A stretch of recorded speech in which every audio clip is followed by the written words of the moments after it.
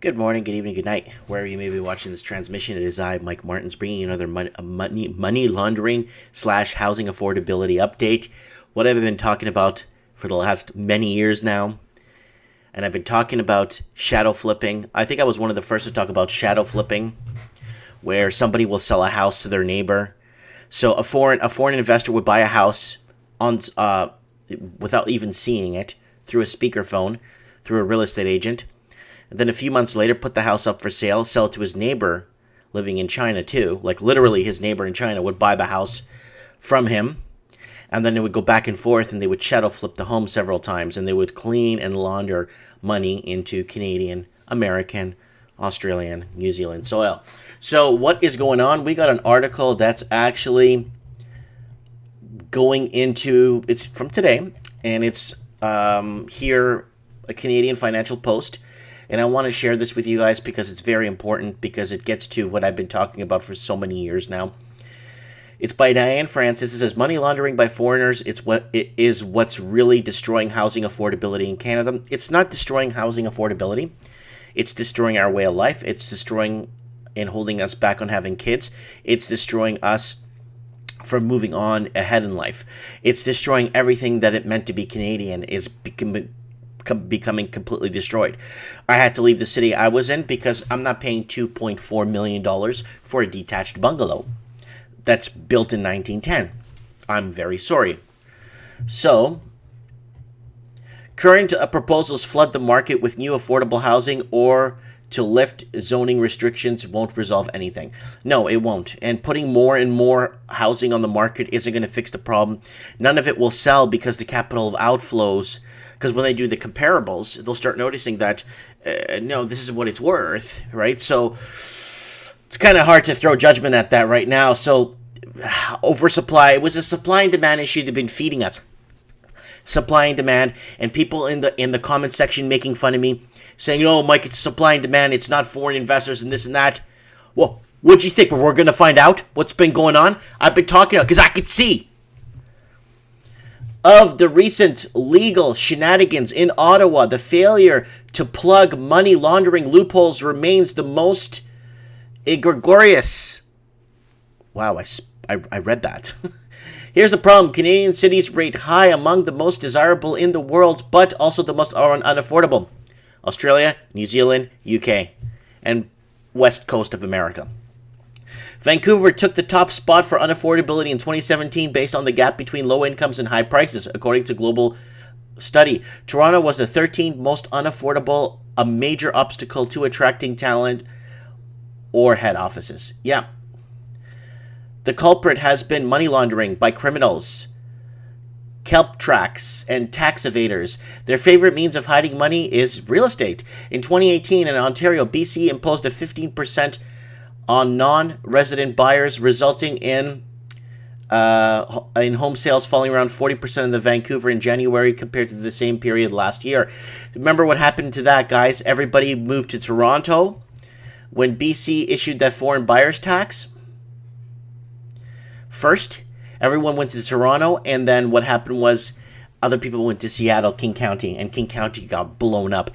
King County, Seattle region, they keep blaming Amazon and all this stuff and Google. It's not. It's the foreign capital flowing in from north of the border from Vancouver, British Columbia. The Toronto region, the average sale price of a home in 2018 fell slightly from $787 to $822, still excessive when taking income to pricing in consideration. That's about 9 to 12 times the average income. They're taking the gross. I'm not taking the gross income. I'm taking the net income, what you take home. It's about 9 to 12 times.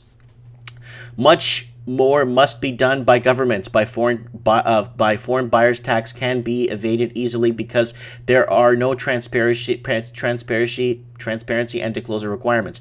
Do you know what they did in Washington State? America doesn't play around. You lie to the Americans, they'll take everything you have, especially upon entry. Now in America, they didn't put a foreign buyers tax. They didn't put this. They didn't put all the stuff fake in home tax. They just have to declare now where the money's coming from. If they lie, they'll take their money away. So now, in America, they're avoiding Washington State, because now you have to declare where the money's coming from. Before, they just let you in. You're an investor. That's fine. Now, where's the money coming from? Prove it. That just killed the housing market in King County completely. It's down 5-6% now from its peak, and it's stagnant. No one's buying. No more capital flows from China coming in, because now if you lie on your declaration, goodbye money, because they'll look into it for $7 million.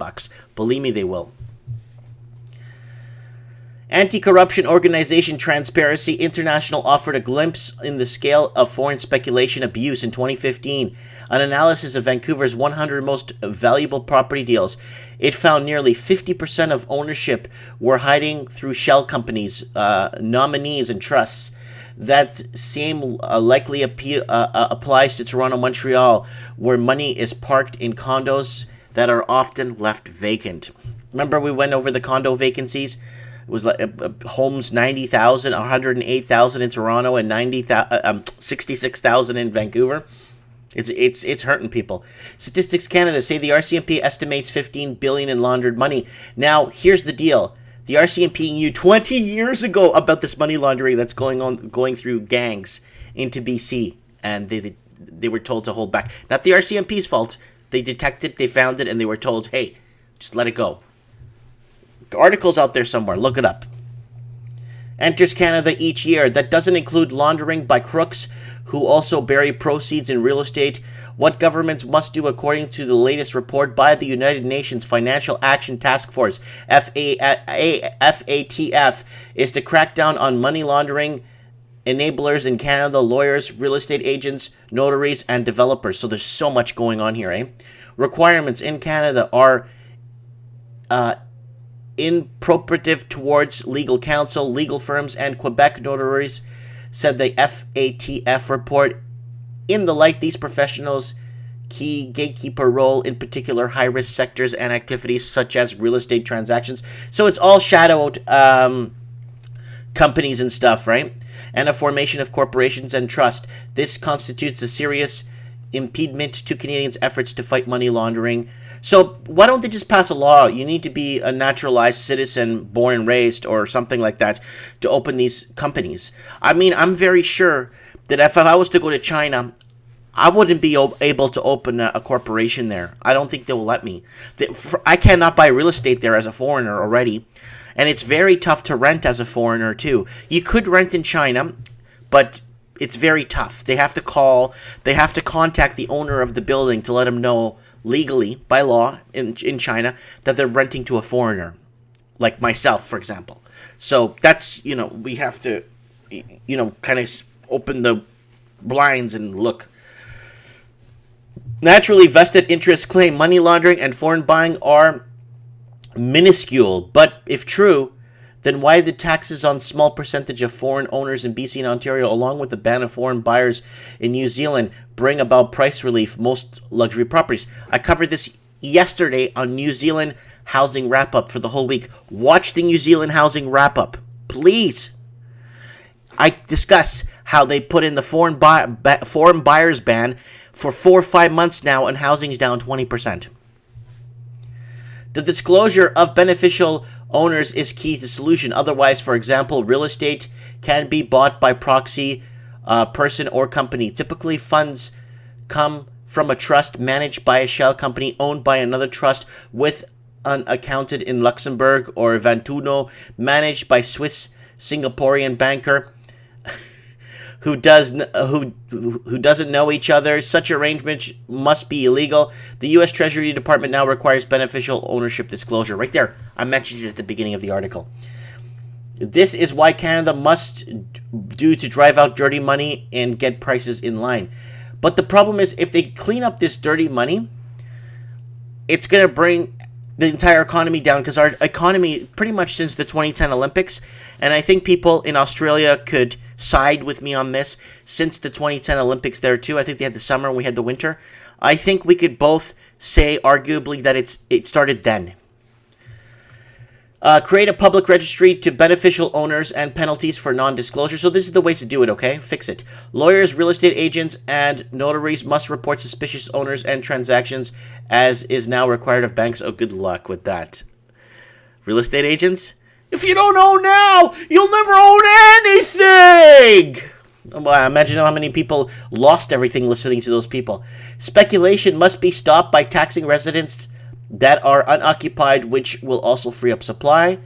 And where real estate prices have soared above affordable levels for locals, bans on foreign ownership should be imposed, and has been done in New Zealand, China, Hong Kong.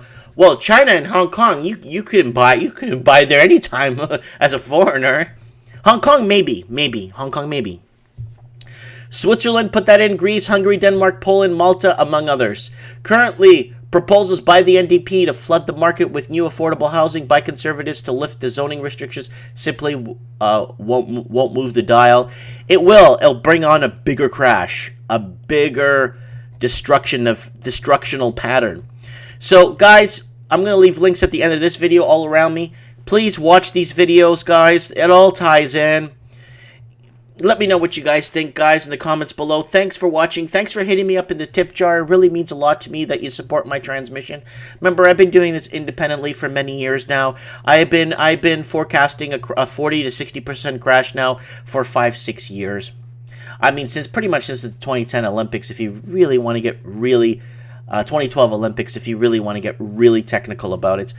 But let me know, comment below, share this video, get it out there. If you want to support the transmission by sharing one of my videos, do that too. It means a lot to me. Thanks for watching, and don't forget to hit the subscribe button.